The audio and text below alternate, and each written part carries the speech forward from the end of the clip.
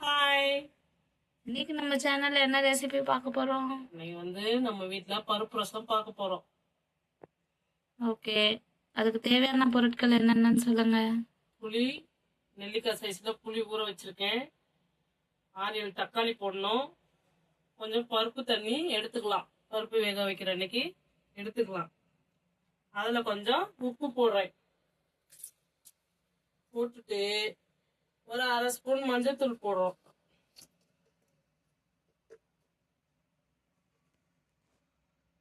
அரை ஸ்பூன் மஞ்சள் தூள் போடுறோம். போட்டுட்டு கொத்தமல்லி தலைய அதுல கிள்ளி போடுறோம். இன்ஸ்டன்ட் ரசமா? ஆமா, இந்த ரசத்தை சாப்பிட்டீங்கன்னா ஃப்ரெஷ் ஆயிடுவீங்க. இப்ப இதை நல்லா கரைச்சிக்கிறோம்.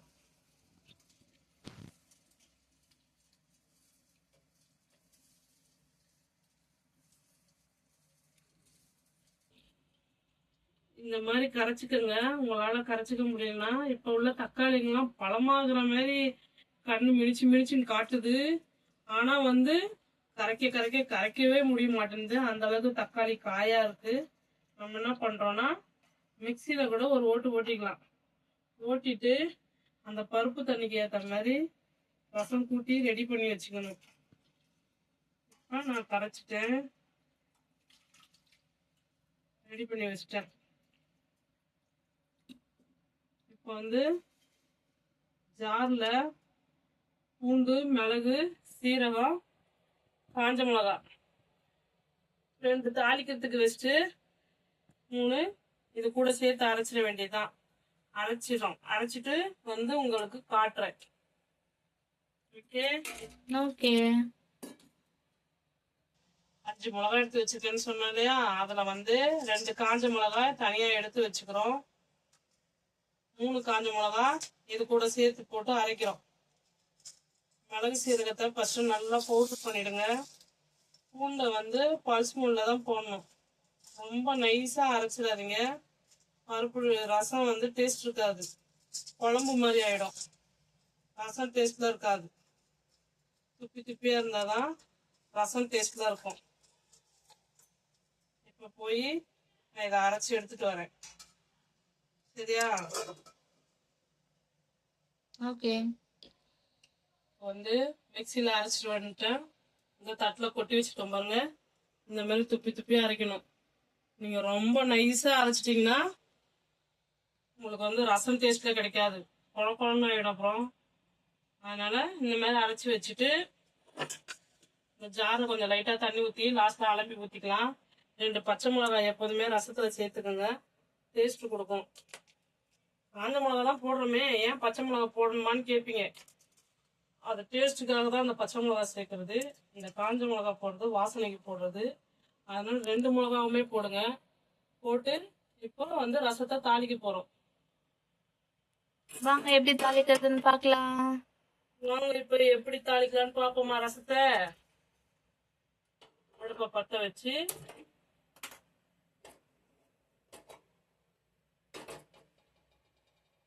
சட்டி காயுது, எண்ணெய் ஊத்துறோம்.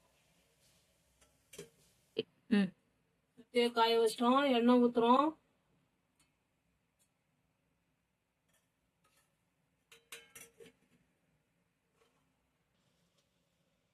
ஒரு 1/4 ஸ்பூன் அளவு கடுகு போடுறோம். 2 வெந்தயம் போடுறோம். வெந்தயம் ஏன் போடுறோம்னா ரசத்துக்கு வெந்தயம் போட்டா நல்லா மணக்கும். காஞ்ச மிளகா போடுறோம்.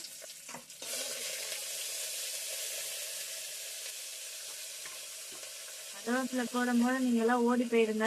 எங்க மம்மி மாதிரி பக்கத்துலயே நிக்காதீங்க.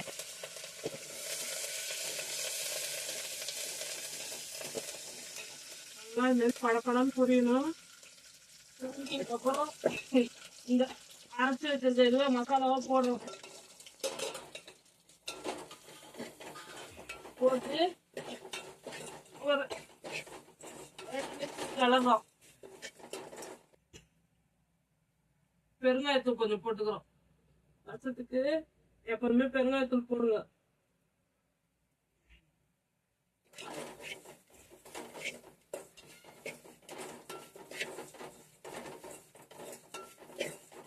நல்லா கிண்டி விட்டு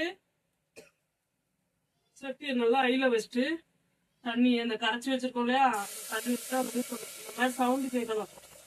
அப்போதான் ரசம் டேஸ்டா இருக்கு.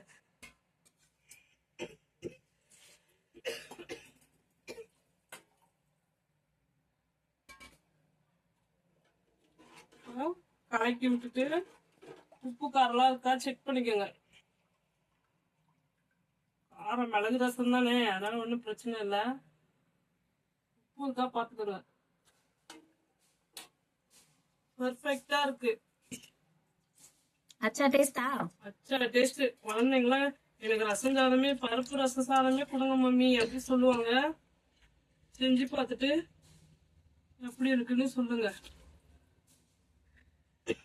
எப்படி இருக்குன்னு கமெண்ட்ஸ்ல சொல்லுங்க. எதனா டவுட் இருந்தாலும் கேளுங்க, மம்மி ரிப்ளை பண்ணுவாங்க.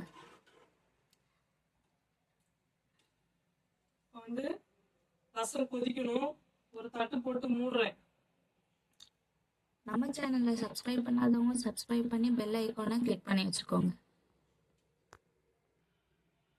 அப்பதான் நம்ம போடுற வீடியோஸ் உங்களுக்கு உடனுக்குடனே நோட்டிபிகேஷனா வந்து சேரும். ரசத்தை வந்து ரொம்ப நேரம் மூடி வச்சிடாதீங்க. திறந்து இந்த ஸ்டேஜுக்கு திறந்து வச்சுக்கோங்க. ஏன்னா ரொம்ப கொதிச்சிச்சுன்னா ரசம் கடுத்து போயிடும், டேஸ்ட் இருக்காது. அப்புறம் குழந்தைங்க வந்து ரசம் சாதமே வேணாமா போங்க அப்படி சொல்லிடுவாங்க. அதனால ரசத்தை மட்டும் பார்த்து இறக்கணும். குழம்பு மாதிரி கொதிக்க விட்டோம்னா ரசம் டேஸ்ட் மாறிடும். இந்த ஸ்டேஜுக்கு வரும்போது ஆஃப் பண்ணிடணும். ஆஃப் பண்ணிட்டு இது ஒரு நல்லா கிண்டிடணும். கிண்டிட்டு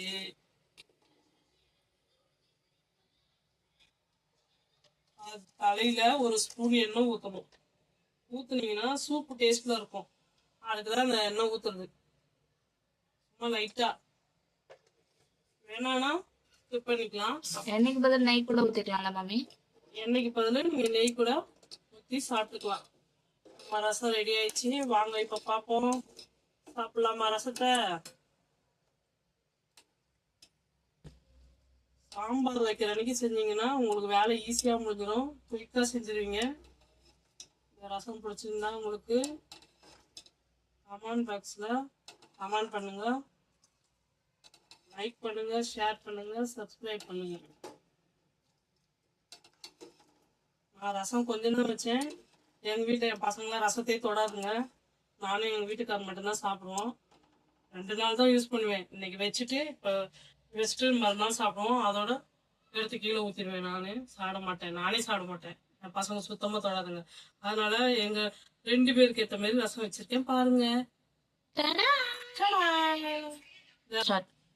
குழந்தைங்க வந்து ரச சாதமே வேணான்னு சொல்றவங்க இந்த ரசம் வச்சு கொடுத்தீங்கன்னா எனக்கு பருப்பு ரசம் தான் வேணும் சாப்பிட அப்படி சொல்லி கேட்பாங்க. நீங்க வேணா செஞ்சு பார்த்துட்டு டேஸ்ட் எப்படி இருக்குன்னு கமெண்ட் பாக்ஸ்ல கமெண்ட் பண்ணுங்க.